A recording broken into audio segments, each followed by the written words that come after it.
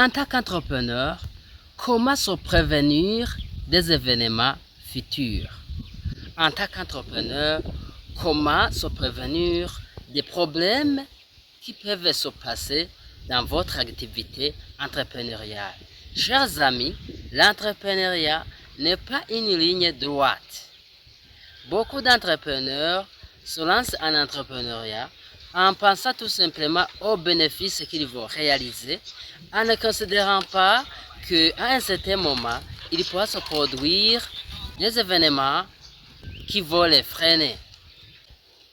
Beaucoup d'entrepreneurs se lancent en entrepreneuriat en ne considérant que les bénéfices qu'ils vont réaliser. Chers amis, sachez qu'en entrepreneuriat, il arrivera un moment où votre activité sera perturbée. Tout ne sera pas dans le bon sens comme vous l'avez prévu. Chers amis, chers abonnés, avant de continuer, je vous invite à inviter vos amis pour suivre ensemble ces conseils beaucoup riches, beaucoup constructifs pour votre activité entrepreneuriale.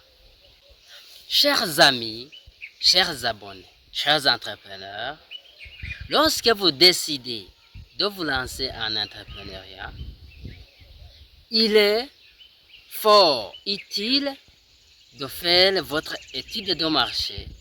Il faut insérer dans votre étude de marché comment vous allez échapper aux risques qui peuvent se produire dans votre activité entrepreneuriale.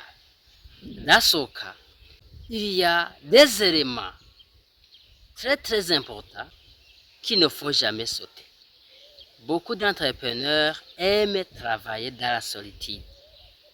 Beaucoup d'entrepreneurs aiment travailler seuls, mais comme on le dit souvent, si vous voulez aller vite, allez seul.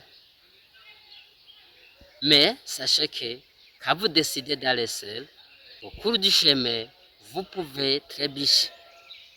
Et quand vous trébuchez étant seul, vous allez manquer qui pour vous venir en aide. C'est pourquoi je vous conseille ceci. Il faut aller ensemble pour arriver très loin.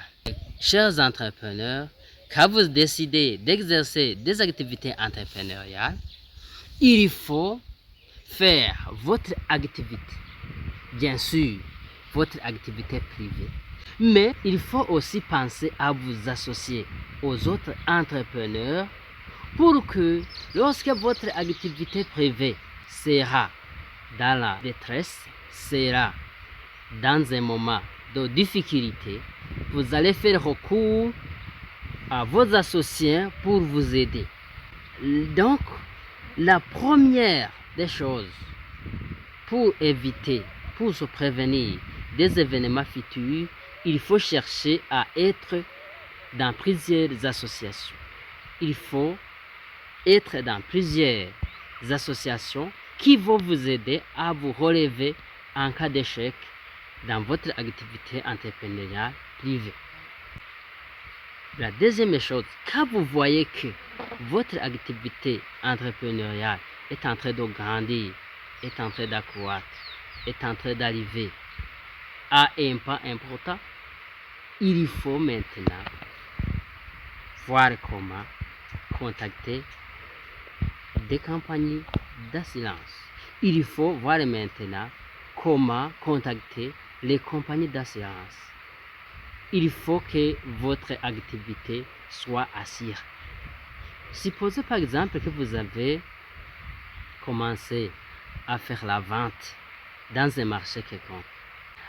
Vous voyez que votre chiffre d'affaires commence à augmenter.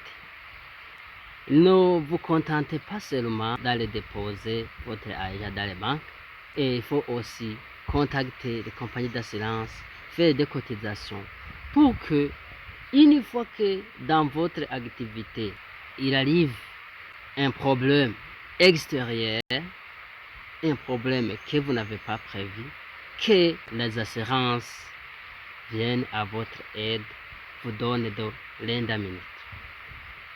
Supposons que dans votre activité de vente au marché, il se produit par exemple un incendie. Si vous n'êtes pas assuré, c'est directement un problème. Il ne faut pas alors penser que en entrepreneuriat, le premier jour vous allez réaliser ses bénéfices, le deuxième jour vous allez réaliser ses bénéfices et totaliser tout simplement en pensant que tout sera comme ça, tout sera comme vous l'avez prévu. Des imprévus vont se produire. Il y a aussi une discipline à prendre. Vous voyez, les ventes se changent suite aux événements, suite à la période, suite au climat et d'autres choses. Alors, il faut analyser dans votre activité entrepreneuriale dans quel mois les ventes sont accrues, dans quel mois il n'y a pas de vente. Dans ce cas, il faut aussi vous limiter dans les achats que vous faites. Il faut vous limiter au niveau des achats. Il faut voir quel est le comportement de la clientèle. Tout ça, ce sont des gestes qu'il faut réaliser dans votre activité entrepreneuriale pour vous prévenir d'un événement incertain. Chers abonnés, si vous avez bien suivi notre vidéo et que vous avez trouvé quelque chose qui vous a aidé, n'hésitez pas à partager avec vos amis pour eux aussi en bénéficier. Supposons par exemple que vous décidez de vous lancer en agriculture. Vous ne savez pas est-ce que la pluie, quel sera le comportement de la pluie.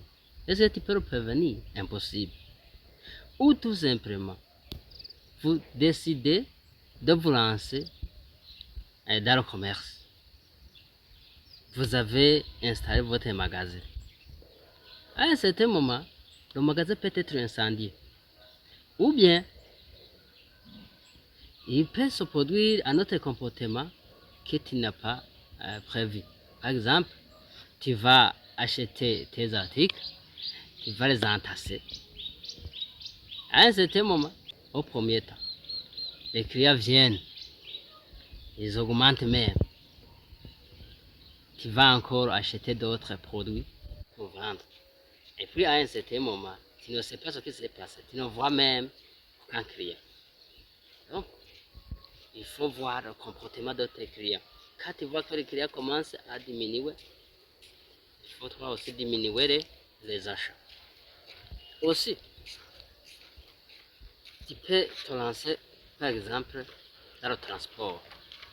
Tu ne sais pas, si tu vas faire le transport avec des bus, tu ne sais pas que à un certain moment, tu peux te retrouver en accident. Mais pour le transport, c'est bien réglé. Tu ne peux pas faire le transport sans assurance. Mais il y a d'autres activités qui devraient être assurées, mais que les gens ne pensent pas le faire parce qu'ils ne voient pas l'importance. Mais l'importance, c'est la vie. Le jour où tu seras dans le problème, le jour où le sinistre se réalise. Je ne peux pas vous laisser comme ça sans vous donner